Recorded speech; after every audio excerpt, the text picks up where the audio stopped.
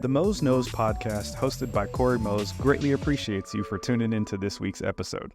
Enjoy. Good morning. And good evening, beautiful people. What's poppin'? March Madness. March Madness is here, Dion. Hey, we just got done seeing Oakland, who, by the way, just got the first upset, I feel like, of the tournament with Kentucky beating them boys. And shout out to Golke. Dude put up 23 pointers. Who would have guessed? Who would have guessed? The game is in shambles, man. Kobe would be disgusted. 23 pointers?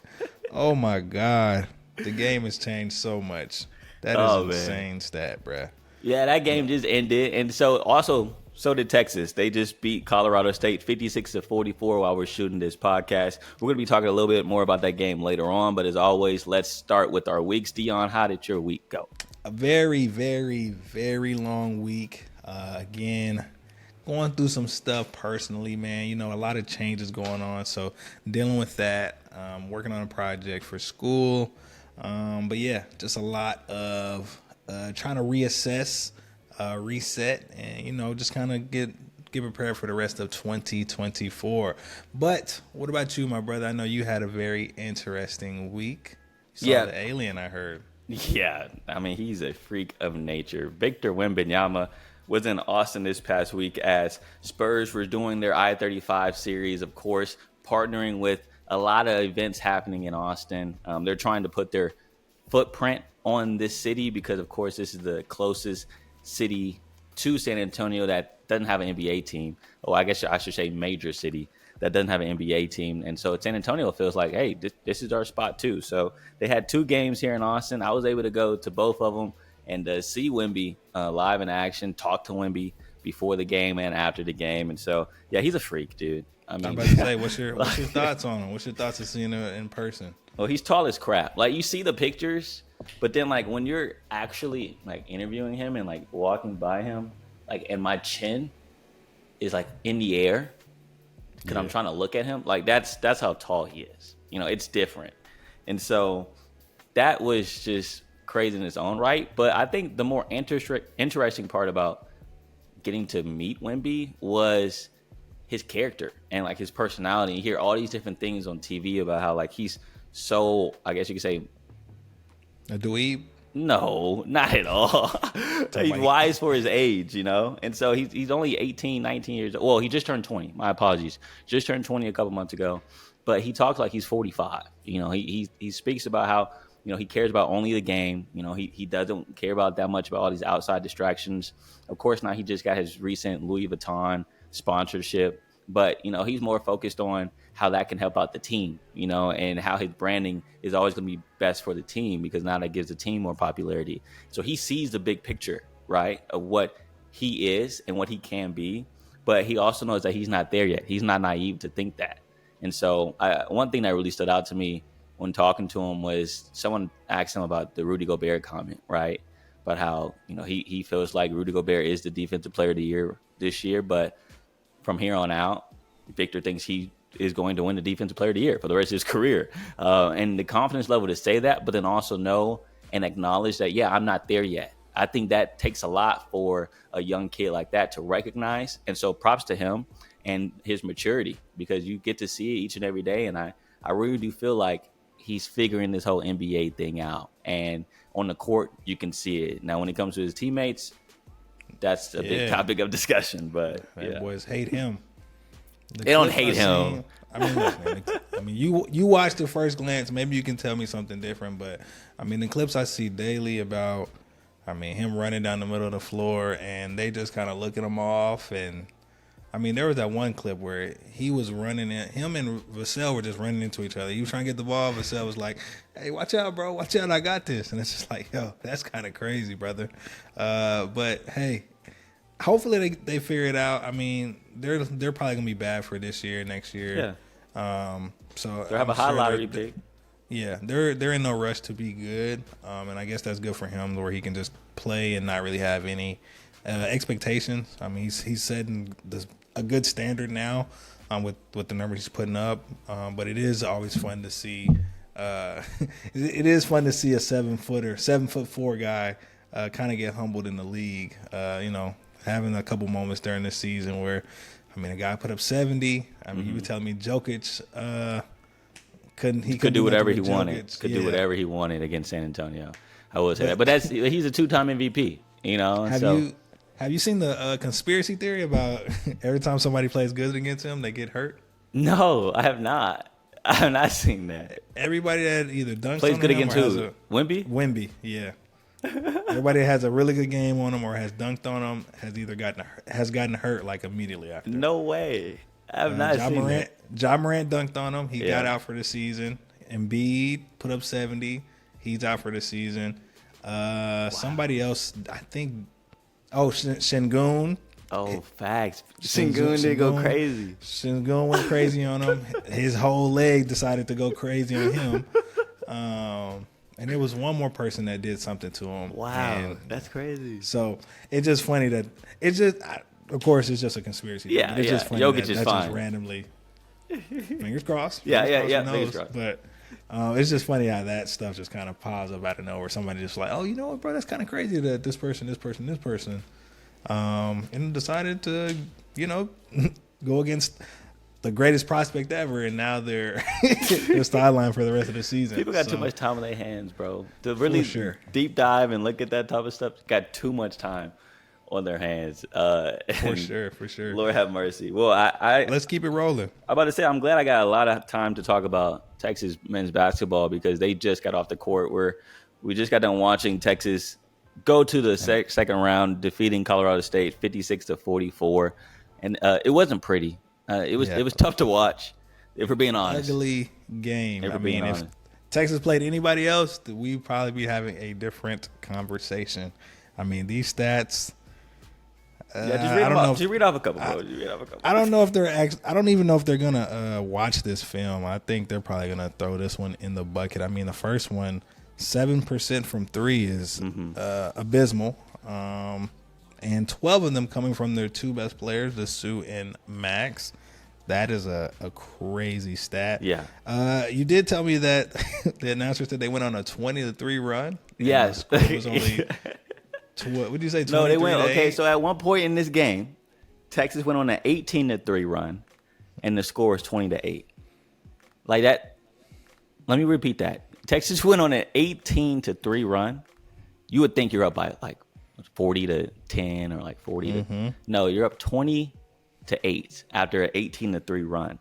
Like that's how bad this game was offensively on both ends, not just Texas. Like Colorado State was even worse. That's how Texas was winning.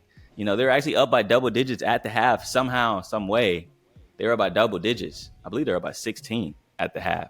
And being up that much after shooting 11% in that first half from three-pointer, and like you mentioned, OD, like that stat is a little bit misleading because those threes came from two people, the most important people, Max Abmas and Dylan Dessou, but they just weren't able to hit when it came to this first-round matchup. And so, yeah, man, we had questions right all year long. What happens? What happens if Max can't hit? What happens if Dessou can't hit? And who's going to step up? Now, again, like we've seen all year, Kendall Weaver is the guy that puts on the red cape and saves the day. But also defensively, they just went against a team who couldn't score. And that just won't be the case in their next round. I guess it's looking like it's going to be Tennessee. They're up by 25 right now as we shoot this pod. And the one thing about Colorado State that made them struggle offensively was that Texas was so athletic. They're going against a team that has so much more, I guess you could say, quickness on the defensive end. They're feisty on the defensive end, Texas that is. They're going to get under your skin. They're going to get in your jersey. And Colorado State just didn't seem comfortable the whole game. Tennessee, they're going to be comfortable. And they're going to be athletic, just as athletic as Texas is. So it's going to be a tough matchup. They're going to have to shoot the ball a lot better than what they shot today, Dion. This was a like I say, I don't think they're going to watch the film of this game. I think they're going to just read off the stats and go ahead and start focusing on the next team. This was a very ugly game. It's pretty close to one of the worst games they've probably played this year. So I don't think there's really much for them to learn from this game. Just that they gotta find a way to hit some shots. Yeah, 7% is disgusting. Yeah, it's 7% is disgusting. It's pretty bad. 7% from 3-point line is really bad. But you got the dub. A couple of bright spots I would say, and this is something that this could be a trend if Texas is able to keep going in this tournament is that they have really good free throw shooters as their best players. Max Aisman shoots 92% from free throw line. Dylan DeSuze shoots 81%. Those are two highest free throw shooters on the team. And so if there is a situation where Texas is somehow up at the end of this game when it comes against Tennessee, when it comes to any other matchup in the tournament, at least you know that you have two trusted guys, your two best guys that you can give the ball to at the end of the game. And that's what happened against Colorado State. They were just able to give the ball to Max to go shoot free throws and ice this game out. And also credit to Dylan DeSuze, big time and one late in this game. Credit to Kendall Weaver, big time and one at the end of this game as well, to kind of ice the game out, get a big enough lead. But yeah, it was tough. It was definitely tough. But I will say shout out to Brock Cunningham. Another flagrant foul. I guess he's known for that now. But it's not a Texas game if Brock don't get a flagrant, right? That's just how it goes at this point. The Patrick Beverly of college basketball. He's on his Draymond, Patrick Beverly vibes. I mean, you need somebody with that kind of toughness, I guess. Yeah. So shout out to him for playing his role. Yeah, playing his role, the villain. We love that. Playing his role the best he can. But yeah, Texas. Hopefully y'all get it together, man. The next matchup. I mean, yeah, Tennessee. I don't think you can count on playing this bad and winning. I mean, it's March, so this isn't something that you probably want to replicate. So let's figure it out, Texas. I want to talk trash to Corey, but I want it to be a little bit later in March. So y'all need to figure it out, please. And hey, I see a lot of people saying my Baylor Bears are going to the Final Four. That's not happening, bro. I can promise that right now. Who do you have winning it all? I'm interested. Hello? You got Baylor. Come on, bro. Look, who's your realistic choice, bro? Come on. Look, there's no way you think Baylor's gonna win it all. If somebody can knock out Houston, I got Baylor. Wow. Houston is just. I mean, I just seen the games I watched them this year. Bro, that defense is it's suffocating. I mean, even when I think like, okay, bet they're playing a good game against this other team, it just wears on the other team, and boom, out of nowhere, who is it? Shed? Yeah. He starts getting going, and I mean, it's they get a bunch of easy layups off their defense. So hopefully, something can happen where they get upset, but that team is just too good, man. That Houston team is just too good, and if I have to be, I guess, realistic, you can say. There we go. I guess I'd have to go with Houston. Okay, that's fair. Yeah. I like Houston too. Of course, with Jamal, like you mentioned, like he's a dog. He's been able to score points at a higher clip than a lot of people expected going into this year, and that defense is disgusting. But I also like Iowa State. I'm just gonna throw that out there. I think Iowa State can definitely make it to the Final Four, and if they get it that far, their defense can carry them to a national title. So I like Iowa State in that 2 seed to maybe make a run because they have really good defense too, and they beat U of H twice this year. And so a lot of people aren't really talking about them that much when it comes to winning it all, but I got the Cyclones. So we'll see how that all pans out. But one more thing on Brock before we get off that topic. Shout out to him. Program record, Dion, for most wins in a career at Texas with 110. He's an old man. 110 wins as a Longhorn. So, shout out to you, Brock, from the Mose Knows podcast. But look, man, let's flip over to the women. Why you laugh, bro?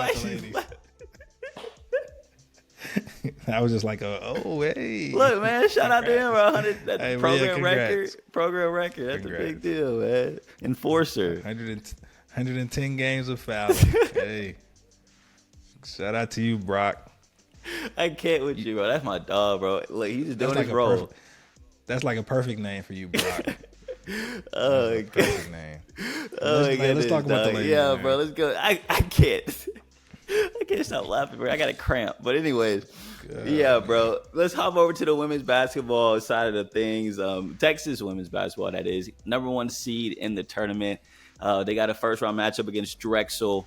And at home, that's what I like about the women's basketball tournament, because you get a couple home games. You can still got a couple more under your own roof. And so with men, you got to go somewhere in the first round. But women's first 2 rounds at the crib, if you get a high enough seed, that's cool to me. Get the crowd involved, get the community involved. But Texas has 2 home games. First one against Drexel, And of course, to talk about Texas women's basketball, there's only one guy that I thought of that I should put on the pod. Gonna keep it real. You know what I'm saying? Only one that's gonna keep it real. Going to keep it real. My boy Danny Davis from the Austin American Statesman. He joined us again to talk about all things Texas women's basketball.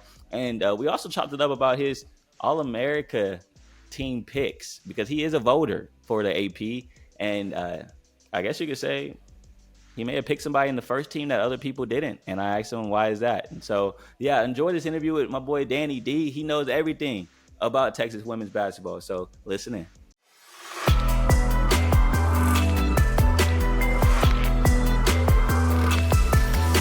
All right. First time went well. He's back. He's back. Danny Davis from the Statesman is inside the studio now. Danny, first off, Grambling State fan, apparently. Is that true? That's what the streets are saying. Well, I got to root for an HBCU, and I got to root against Montana State, which is my favorite thing to do in the world. So that was just like it was great. I was the biggest Grambling State fan the other night. It's a one game only thing, but I can be honest. Aside from 5 gentlemen wearing white hoods, there's very few people I'd root for. I root for Montana State against. So it didn't matter who was playing Montana State. I was going to root for that team, but. Yeah, the fact that it was Grambling State, I thought that was cool too. The hatred is real. It is real. It's real. He said, other than 5 dudes in a white hood. That's hilarious. Oh my goodness. Well, I can't wait to talk more about March Madness, but let's talk about the women's side of things, Danny. First off, just let me get your take on this upcoming matchup with Texas women's basketball. Of course, getting the number 1 seed. A lot of people say that was a controversy. From your eyes, with Stanford being number 2 seed, Texas number 1. Was it well-deserved, and why do you think the committee gave Texas that number 1 seed? I thought it was well-deserved. I think if you look at the actual resumes, I think Texas is just better than Stanford. There are flaws in Texas's resume. Their non-conference schedule sucked outside of UConn. Stanford won their conference in the regular season, which Texas did not. I totally agree. And Pac-12 champions in. So, I mean, if you would have won the Pac-12, you would have got into a number 1 seed. That's the way I see it. And so let's talk about this upcoming matchup with Drexel, right? When we were at the selection show, I guess you can say, event for Texas women's basketball, Vic Schaefer said he didn't know anything about Drexel. So I know you know a lot of stuff, though, Danny. What can you say about that team? And yeah, he actually did. You got to the honesty, boy. Yeah, he actually did say that. I thought it was hilarious. But yeah, so Danny, what do you think about this upcoming matchup with Drexel? Yeah, I mean, Drexel, it is what it is. This was the 7th place team in a mid-major conference, the CAA. I don't think a lot of people expected outside of that locker room, for them to do anything, but they got hot at the right time, won four times in 4 days, which is a great achievement. Their season's going to end on Friday, but this is a team that at least they're going to go in this game with some swagger. They have nothing to lose. They have some vets on this team. One of their starters was on the Villanova team last year that went to the Sweet 16, started for that Villanova team, so they have some experience. They don't have the height to match up with Texas. I think they play one player over 6 foot in their rotation in Texas. That's all Texas has. I mean, aside from I guess I think Shaylee is the only person in that starting lineup that's under 6 foot. So I think Texas definitely has the advantage. But Drexel plays decent defense. Vic pointed out in his press conference today that they've only allowed one team to score 70 points. So. They're an all right 16 seed, but they're a 16 seed for a reason. Yeah, and I will say nothing can be certain in March. But, yeah, I think when you see in women's basketball, size really does play a factor in a lot of these games. And so I'm definitely expecting a big game from Taylor Jones down low, of course, like Aaliyah Moore doing her thing. So you should see the bigs really dominate inside in this game. And so that brings me to my next question, though, Danny, in case Texas does move on. Who would you like to see, or who do you think is the better matchup for Texas women's basketball in that second round? I think both Alabama and Florida State provide different issues. I mean, Alabama's SEC tested. I mean, they've had to go up against LSU, South Carolina. That's a matchup Texas is going to have to get used to over the next couple of years. So they're probably a more physical team, which, once again, we're just talking about the bigs that Texas has. I think Texas would compare favorably to that. Florida State would be an issue just because Tanaya Latson can hoop. That girl is scoring 21 a game. She had a fantastic freshman season. is just as good as a sophomore, and so honorable mention All-American. So I'd maybe a little concerned if I was Texas, if I was facing Florida State, that she may have one of those March games where, she goes off, goes crazy, and just wills the team to victory. But I think Texas is significantly better than both. Obviously, Vic Schaefer would have something defensively for Florida State if that was the case. But I think it'd be interesting to see Alabama just kind of get a little SEC battle before the SEC actually happens. I don't know, man. I would love to see an upset. I think that would be fun to see.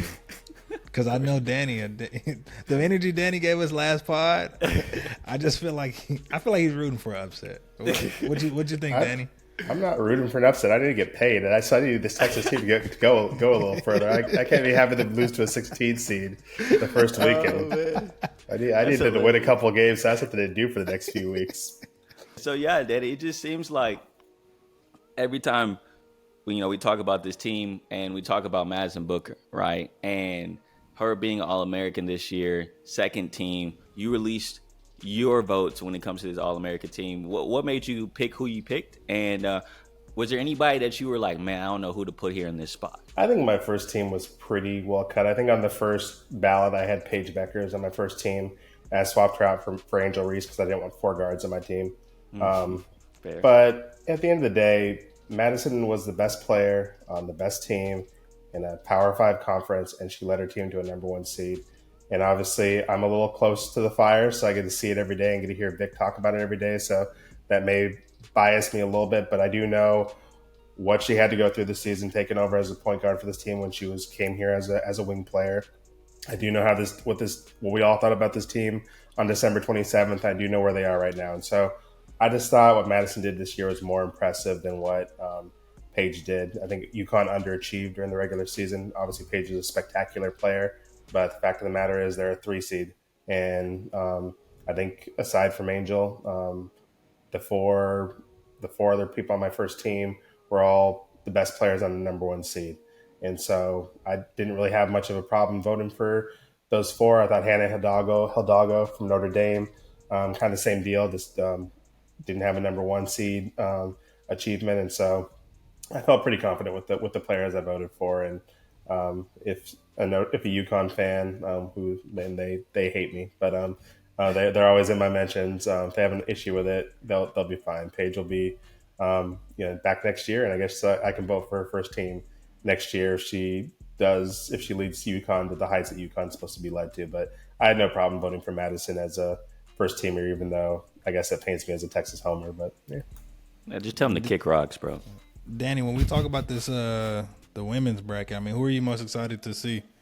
I know for me, and I just told Corey, I'm excited to see Juju go shot chuck and go 5 for 40. What about you, Danny? Who are you most excited to see in this tournament? I was excited to see these freshmen. I think it's kind of a new era. I mean, Caitlin's leaving. Angel's probably not going to be back next year. I know Paige is going to be back, but we've seen her for a little bit. It's kind of the new era. We get to see Juju at her first tournament. We get to see Hannah at her first tournament. We get to see Madison in her first tournament. There's a couple other freshmen, across the country have done. Audie Crooks at Iowa State. LSU is a great freshman on their roster. So we get to kind of see this new crop of stars who's going to be leading their teams for the next few years and taking over that mantle for Caitlin and for Angel, who have done incredible things for this game the last couple of years, but they're moving on to the next stage of their life, and we're going to see this new crop. So I'm excited to see this freshman. I'm excited to see Juju. I get to see Madison up close, obviously, and then Hannah, see what she does for Notre Dame as well. Yeah, a lot of great talent, and I think a lot of people are talking about how this women's basketball tournament is low-key more interesting than the men's this year. I mean, there are a lot of superstar. Yeah, you're right. High key, a lot of superstars. It's not low key anymore. There's a lot of superstars, right? You got Caitlin Clark, you got Juju, you got Angel Reese, you got Haley Van Lith. I mean, the list goes on and on. I didn't even mention anybody from South Carolina. Well, Daddy, just talk to me about Madison Booker, her popularity. Why do you feel like it has been a thing so much on a national scale? I think it's probably a combination of a bunch of stuff. I mean, Madison is a freshman, as we've discussed. She kind of has a quiet personality. She's not the most loudest or braggadocious person in the world. She's got to play in her role as a freshman. And we also have to remember this wasn't her team until December 27th. She was this was Rory's team. Rory was the person on the billboards. Rory was the person that everyone was talking about in October, in November, December too. So I think you combine all that stuff. The hype machine probably just hasn't caught up with her, but with the way she's played this year, I think as a sophomore, her and Rory are going to share that spotlight. Yeah, I mean, I agree.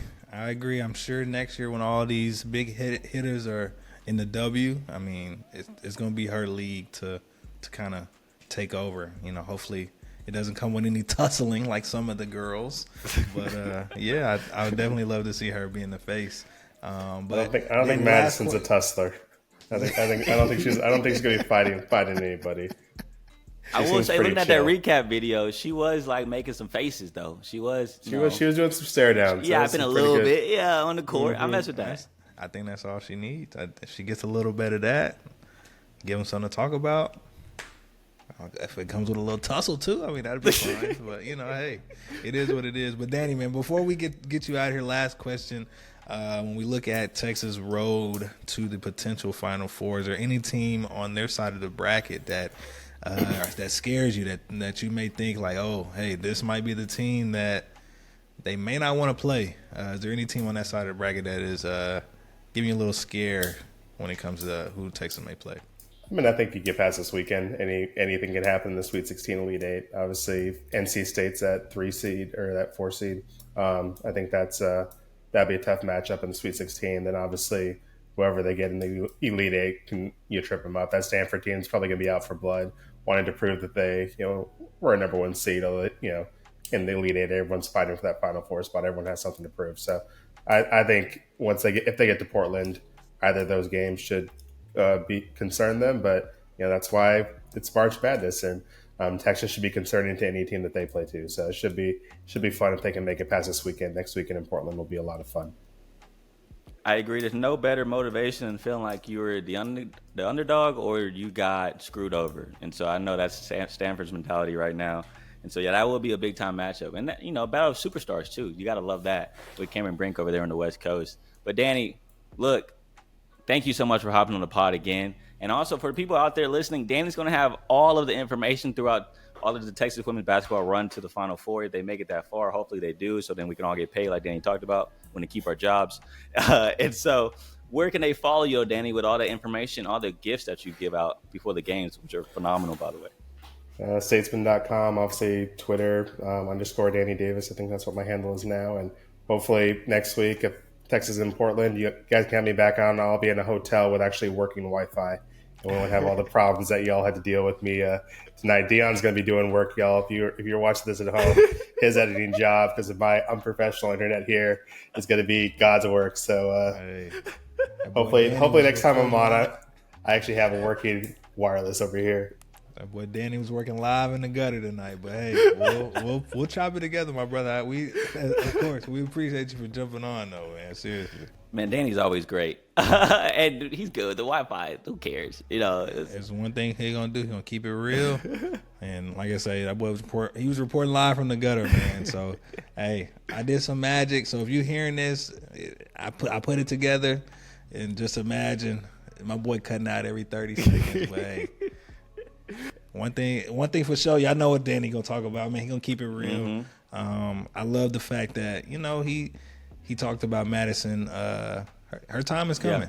Her time is coming once them big dogs, these big names, leave college basketball for the ladies. And so, the NIL, all that money, and the spotlight is hers for the taking if she wants it for these next couple of years. And her only being a freshman, he reminds us that she's just a freshman.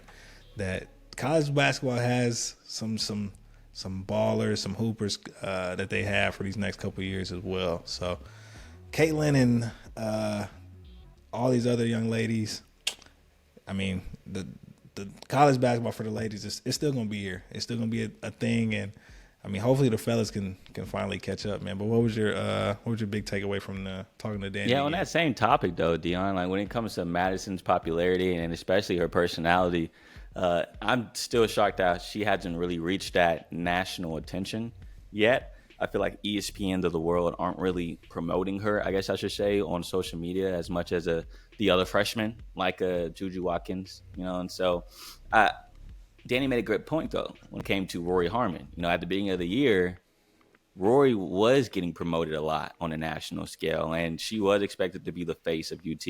And, my guess is since she went down, there were questions around who was going to fill that void. And it seemed like Cameron Brink became that person from Stanford and even a little bit more of Juju out in USC. But I was just shocked that, if you lose an athlete that's the face of Texas and now there's a new face this season, you would expect to kind of raise that face up to the national attention to fill that void. But they didn't really do that. And so I thought that was an interesting comment from Danny, though, to say that the national attention was there for Texas at one point through this season in the beginning with Rory. And he's right about that. She was getting pushed pretty hard. But, nowadays you really don't see that as much. And hopefully that increases over the years as people continue to see how great Madison is. And this tournament will be very helpful if she comes out here and just balls out and puts everyone on notice about who's next up in women's basketball. But next up in our podcast, we got another great guest. Let's keep it moving. Austin FC talk. Austin FC, yes, baby. We got y'all again. We got y'all soccer. Again. We love that y'all tuning in. We love that y'all supporting the pod. And really quick, like, comment, subscribe, of course. Show the pod some love. But man, we got our boy. Yeah. Tell him who we got. We got the big man on campus, Eric Goodman from the Austin Chronicle. Eric, we're going to chop it up with him just about. Actually, let's pause. 3, 2, 1.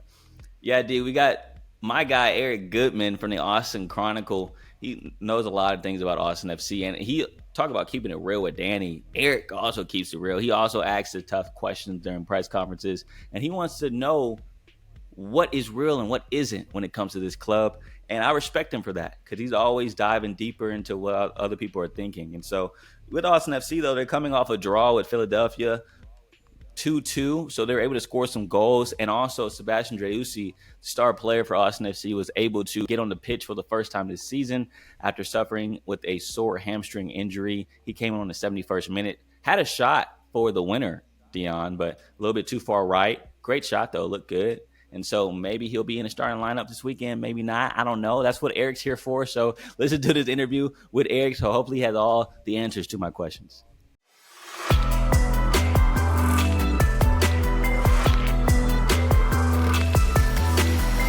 All right, what's up, guys? So now we're joined by Eric Goodman, who actually just informed me that Oakland, the College of Oakland, is in Michigan. It's not in California. Big topic of discussion right now. Weird because fun they fact. I know, it's crazy. It's crazy. I would have never guessed. They just upset Kentucky in the NCAA tournament as we start this podcast interview. And so, Eric, hey, who do you have, by the way, winning March Madness? I guess I should ask you that. Well, so I was actually born in Glastonbury, Connecticut, New Britain, Connecticut. So my first ever college basketball affiliation was the UConn Huskies. So I picked them pretty routinely, and this year is, I mean, I know they're a popular pick, number 1 overall seed, but I think they've got a great chance to go back to back. Yeah, man, you got ties to the place. That's cool if you pick them in every time. Yeah, I was at their. I watched them take down the Nets in Houston in the Final Four last year, and then also was at their victory parade the next week, and I had a trip back home planned, so got to see them. Gotta love yes, sir. Hard, Yes, sir. Yes, sir. Love that. I didn't know they had parades for like the college basketball team. It was a good parade. They were throwing T-shirts at everybody, and actually, honestly, I swear to God, this is true. The senator of Connecticut broke his leg while walking in that parade.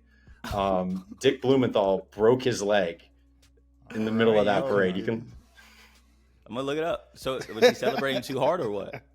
Or did he just I think he got was at the wrong place at the wrong time, and a rowdier fan like just bumped into him wrong, and he's an elderly gentleman, so it probably didn't take like much. Every but U.S. official. Yeah.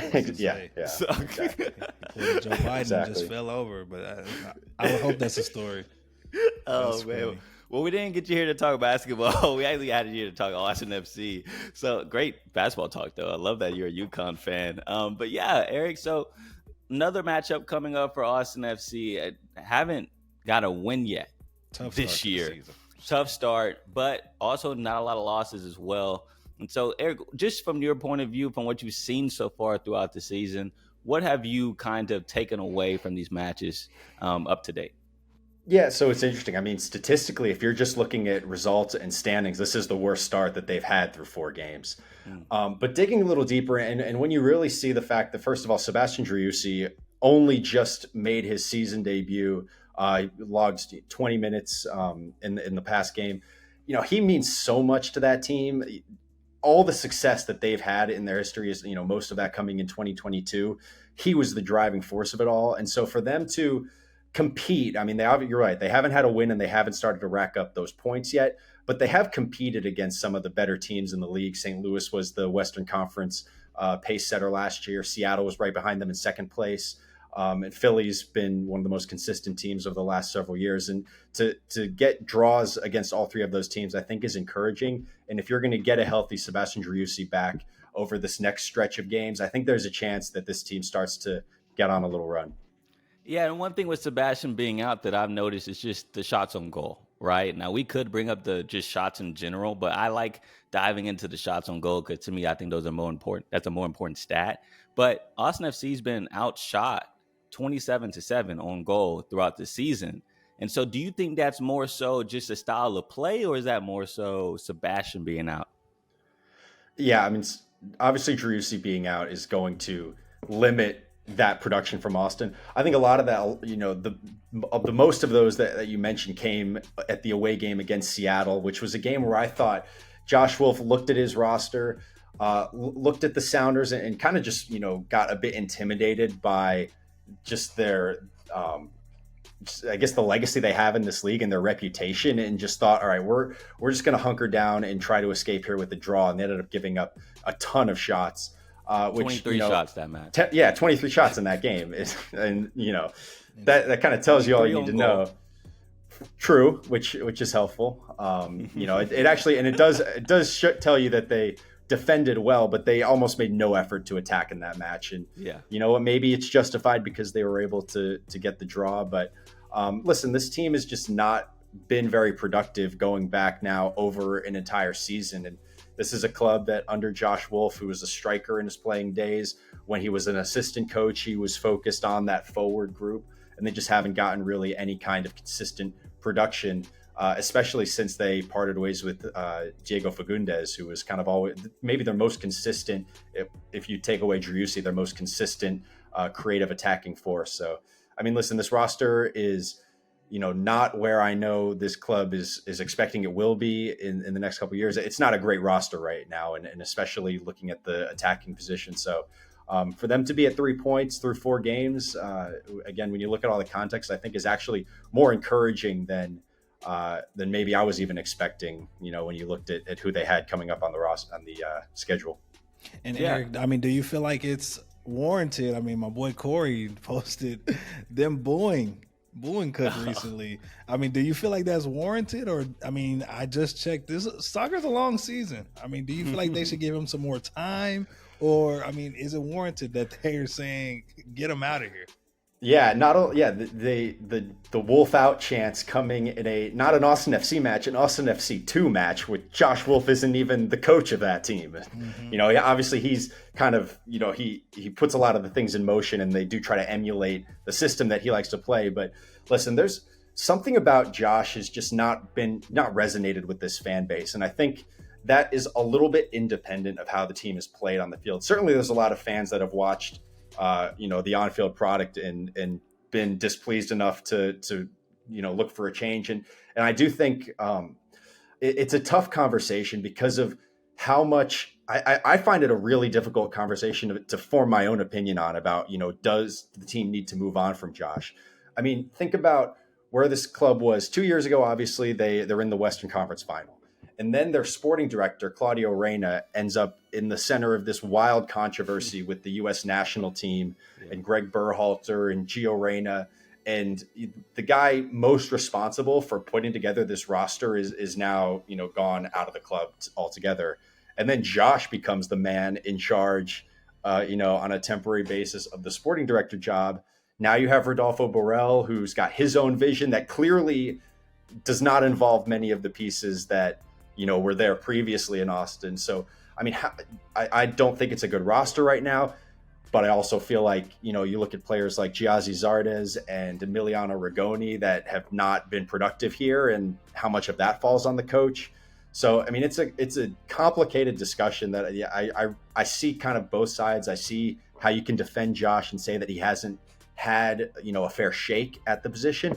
I also can see how through 4 seasons now, you had Adrian Healy, who at the time was employed by the club and has been around the league forever, saying that most MLS teams would have made a change at coaching at their coach 3 years in with the record that Josh did. So I can see it from both sides, but I know they're gonna really try as best they can to make it work because of he's their first coach. So much of this club, is built in his image. So they really do probably want to give him every chance to succeed before making a change. And that's exactly what I was going to say, Eric. It's a longer leash, I feel like, when it's the guy who started the franchise, right? You have the first ever club head coach. And so, of course, he's going to get a couple extra years to kind of get this mug straight. And so I will say, you spoke about this roster, and I just want to know, from your perspective, do you think the reason why there's less shots on goal, the reason why there's less attacking is because Josh may look at this roster and see maybe that's not our strong suit, so maybe we should adjust and be more of a defensive side of the ball type team? Or do you just think that's just a lack of production from guys that should be producing on offense? No, I think it's a good point, and you're seeing some of that. You're seeing like lineups where you have Johan Valencia and Alex Ring together, and both of them are defensive-minded players. Alex Ring is actually one of the club's designated players, which is kind of emblematic of the roster issues like that. At his age, Alex Ring's a really good player, but he's not, if you compare him to other DPs around the league, it's not where you want to be spending that kind of important roster position. So there's definitely been more of a defensive mind. That was also, to be fair to Josh, his main focus because of how poor they were on defense last season. They were, I think, gave up the third most goals in MLS. Injuries on that back line.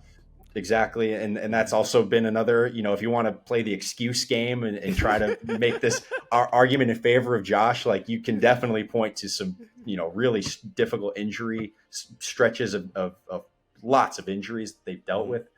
But yeah, I would like to see something different, but I also am not sure how much more he can try. He has leaned a lot on his veterans over the last 2 years. Maybe you can give some of these younger kids a little bit more of a look, but then again, they don't really have too many, exciting young prospects because their academy is still so young. So I don't know how much Josh really can do to kind of, but that's also what he gets paid for. So he's going to have to figure something out.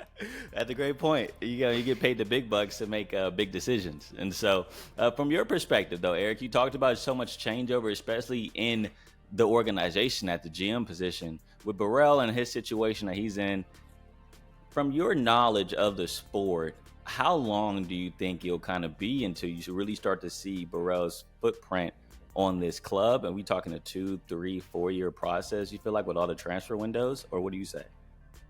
So it's a tough question to pinpoint exactly because of the fact that this league doesn't publicize typically the length of contracts and the value of contracts. So it's hard to know exactly when some of these big salaries like Emilio Rigoni's are going to come off the books. And, I know a lot of fans took issue with like the Diego Fagundes trade. I did too. I thought that was the wrong move. But what it told me is the reason they moved on from Diego Fagundes is because they got an offer for him, and they're not getting offers for very many of their players. Diego was still had enough value to be of interest to a club like the LA Galaxy. And now since then, basically anytime Austin's been presented with an offer for one of its players, Borrell's taken it. And that tells me that, he really wants to wipe this slate clean. And when you're talking about that kind of rebuild, if they're competitive, if I don't expect them to be competitive this year, when it, maybe compete for one of the last playoff spots. I think next year, expecting them to, be back where they were in 2022 is unrealistic. Maybe, 2026. I bet in terms of that front office, they're targeting a year like 2026 to really have this project complete and be contending for big titles. Yeah, and you spoke about the Diego Fagundes trade. I mean, after that, hadn't been many wins since Fagundes has left the roster. And so that brings me to my last point, though, Eric, before we get you out of here, because we know we got a lot to do tonight. Orlando City, what you thinking about that matchup with Austin FC, and how do you think they'll fare? Yeah, I think they've got a chance. Well, it sounds like Driussi is going to have a similar restrictions to what he had in the previous match against the Union. Josh made it sound like he's not really a contender to start the match. You could get him for 20 to 30 minutes in the backup. I predicted kind of another draw, another 1-1, 2-2 draw. I think these teams are pretty evenly matched, and Austin clearly has improved defensively. But this would, easier said than done, but this would be a great spot for them to kind of rally around these good performances they've been putting together. I really liked how they played against the Union, even if they ended up, letting the lead slip away. But the performances have improved, and the players know that. John Gallagher, told me as much. They feel like they're getting to a point where they can compete with a lot of these teams. Orlando City's a step down from the competition they faced the last 3 weeks, so I could see them competing, leaving with the win, but I think draw is kind of more likely. Yeah, I totally agree with you. I just do feel like it's been a tale of halves for this team.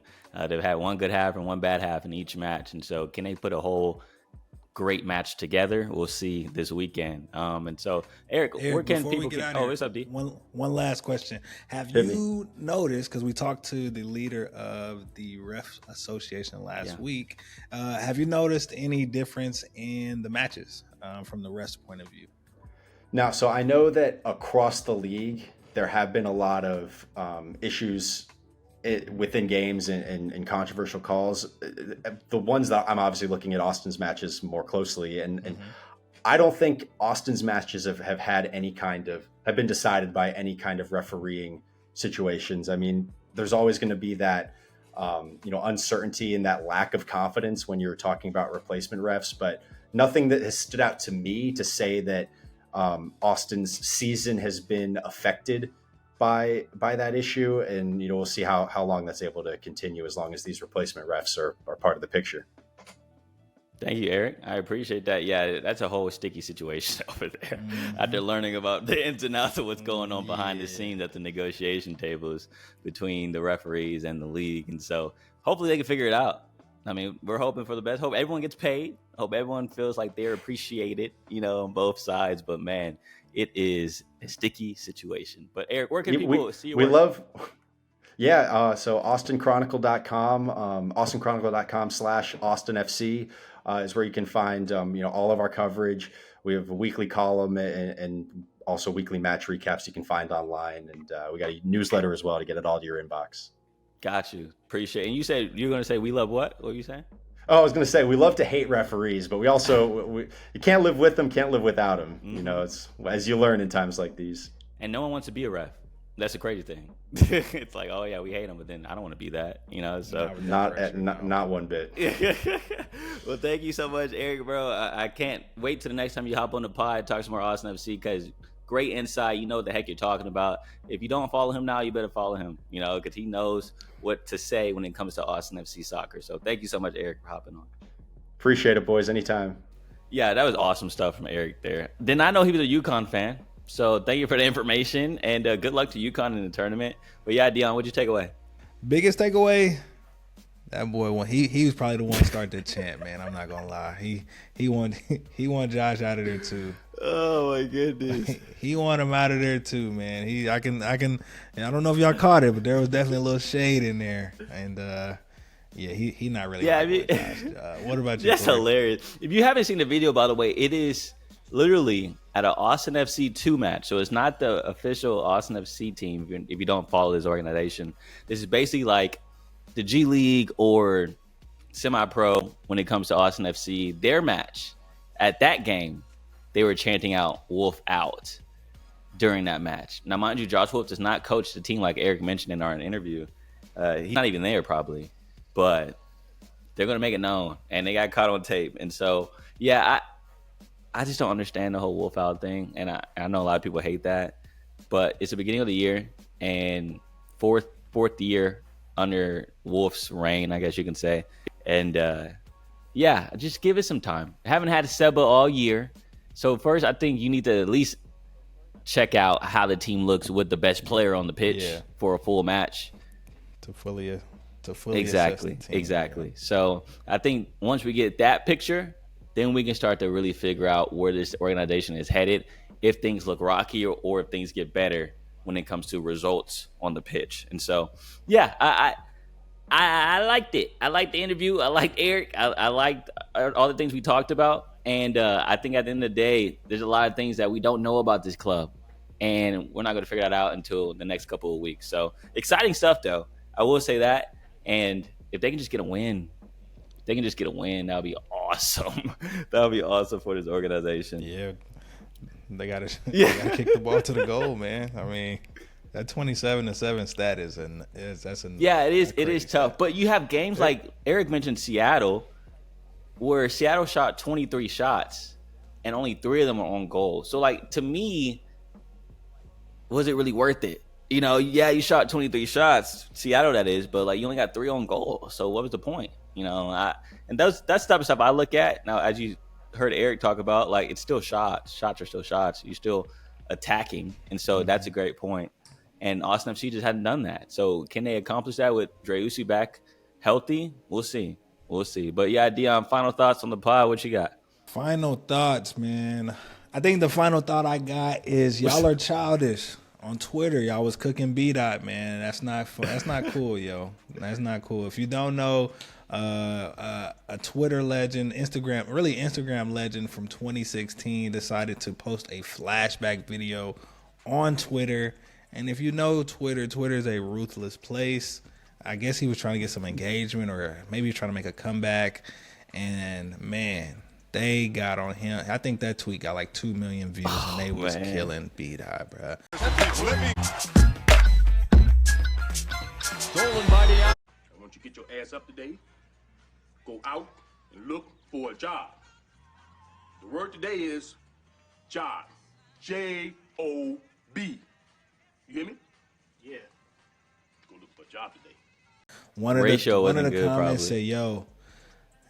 Yeah, terrible. And one of the comments said, yo, bro, nah, it's time to get your CDL. And once they mention the CDL, it's over for you, buddy. So y'all on Instagram, y'all on Twitter, man, don't do that to B-Dot, man. He had a legendary run. He was up there with Desi in 2016. Rennie, Shiggy, like, come on, man. That was a legendary 2015, 2018. Like, come on, bro. Don't do that to them, man. I agree, though, by the way. I mean, he got to get some respect somewhere, right? I mean, he kind of started the whole wave when it comes to those type of videos. So put some respect on the old head, man. I get it, it's not funny no more, but at least he did his dues, you know? But anyways. Yeah. Yeah, definitely naive. Trying to get some engagement. I mean, you set yourself up for that B-Dot. You should have known, but yeah, y'all didn't have to go at him y'all didn't have to throw the CDL at him like that. But no, my biggest takeaway, just for everything, is I love Selection Sunday, bro. I was able to go to men's basketball and women's basketball. I don't know if you saw the video, Dion, but they went crazy. Yeah. They went crazy after seeing the number 1 seed.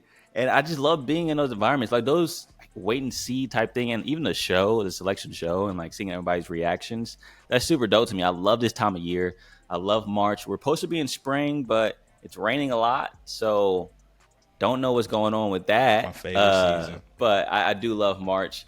And you could just already feel the madness starting with, Oakland today, beating Kentucky. A lot of people had Kentucky going to the Final Four. So can't wait to see who else is getting upset. And hopefully it's not y'all's brackets, because y'all spent a lot of time filling those out.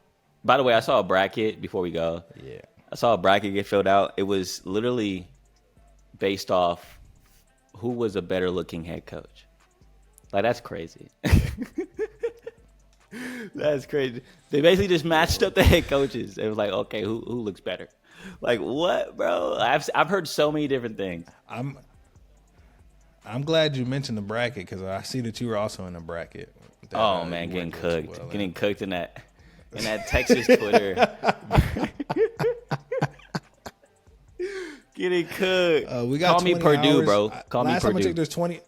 There's 20 hours left. We're gonna post this in the morning. So if you see this, go to our Twitter.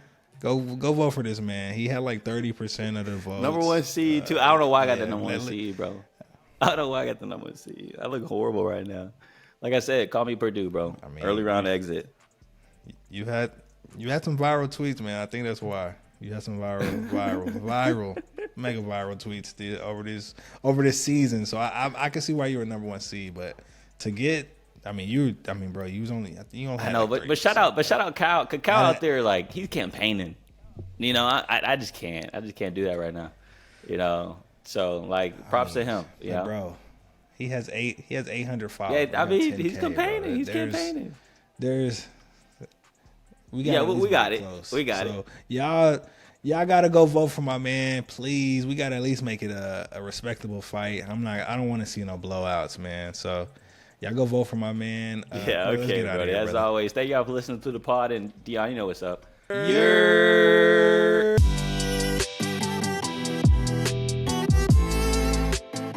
We hope you enjoyed that episode. Stay up to date with Mose Knows by subscribing to Corey Mose on YouTube or simply searching Mose Knows on Spotify or Apple Music. Thanks for listening and have a great week.